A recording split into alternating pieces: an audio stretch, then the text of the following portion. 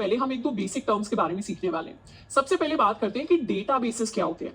Database का मतलब होता है कलेक्शन ऑफ डेटा। हमारे पास बहुत सारी बड़ी बड़ी टेक कंपनीज हैं, जैसे गूगल हो गई, जैसे फेसबुक हो गई, इंस्टाग्राम हो गई, माइक्रोसॉफ्ट हो गई। ये सारी जो बड़ी कंपनीज हैं, इन सबके पास बहुत सारा डेटा होता है। अगर इंस्टाग्राम के ऊपर जाकर हम अकाउंट बना दें तो इंस्टाग्राम को हमें अपनी ईमेल आईडी, अपना पासवर्ड, उसके अलावा कई सारी डिफरेंट डिफरेंट इंफॉर्मेशन शेयर करनी पड़ती है। वो सारा का सारा डेटा इंस्टाग्राम अपने डेटाबेस के अंदर स्टोर करता है। तो एक तरीके से हमारे जब डेटा का कलेक्शन बन जाता है, और ऐसा कलेक्शन जो ऐसे फॉर्मेट में स्टोर होता है जिसको हम इजीली एक्सेस कर सकते हैं। इजीली एक्सेस करने का मतलब है कि उस डेटा को हम इजीली सर्च कर सकते हैं। अगर उसमें हमें कुछ सर्च करना है, तो अगर हमें कोई नया डेटा वहां पर ऐड करना है तो उसको इजीली ऐड कर सकते हैं। कुछ डिलीट करना है तो उसको इजीली डिलीट कर सकते हैं। तो ऐसा इजीली एक्सेसिबल फॉर्मेट में डेटा का कलेक्शन डेटाबेस कहलाएगा। और जनरली हमारे जो डेटाबेसेस होते हैं वो हमारे पास डिजिटल फॉर्मेट में होते हैं, यानी हमारे कंप्यूटर सिस्टम्स के ऊपर डिजिटली डेटा स्टोर होता है। अब डेटाबेस तो हो गया कलेक्शन ऑफ डेटा। डेटाबेसेस से ही एक और टर्म निकल कर आती है, डेटाबेस मैनेजमेंट सिस्टम, जिसको हम शॉर्ट में डीबीएमएस कहते हैं। डीबीएमएस एक सॉफ्टवेयर एप्लीकेशन होती है, यानी एक सॉफ्टवेयर होता है जिसका काम होता है किसी भी डेटाबेस को मैनेज करना।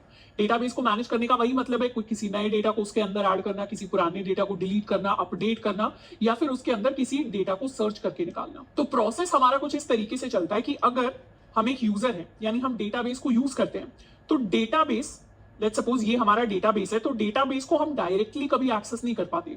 डेटाबेस को डायरेक्टली एक्सेस करने की बजाय हम एक डीबीएमएस को यूज करते हैं।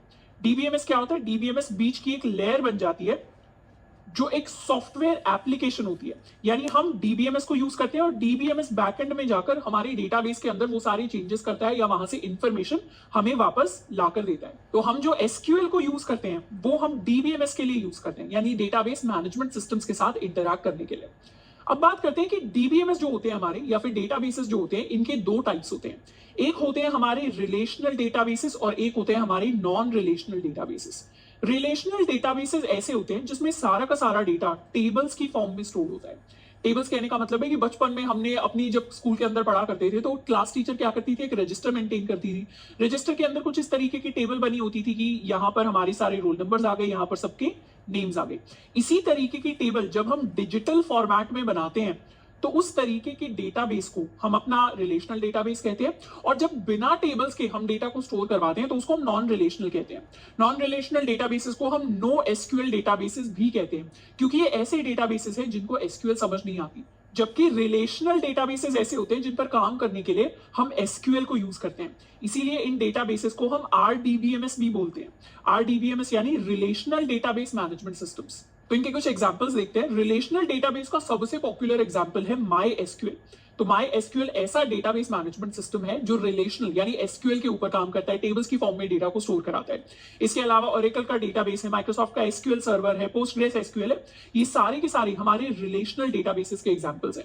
नॉन रिलेशनल की बात करें तो नॉन रिलेशनल में सबसे पॉपुलर हमारा मोंगोडीबी होता है। अब यहां पर यानी अपने इस कोर्स के अंदर हम अपने रिलेशनल डेटाबेसेस के ऊपर फोकस करेंगे। क्यों? क्योंकि हम एसक्यूएल पढ़ रहे हैं और एसक्यूएल जो है वो सिर्फ रिलेशनल डेटाबेसेस को, यानी टेबल फॉर्मेट में जब डेटा स्टोर होता है उसे समझ में आती है। और स्पेसिफिकली इस कोर्स के अंदर हम my SQL database management system पर काम करेंगे एंड उसके अंदर हम अपने डेटाबेसेस को क्रिएट करेंगे, उन पर क्वेरीज लगाएंगे एंड वहां से डेटा रिट्रीव करने की, ऐड करने की, डिलीट करने की कोशिश करेंगे।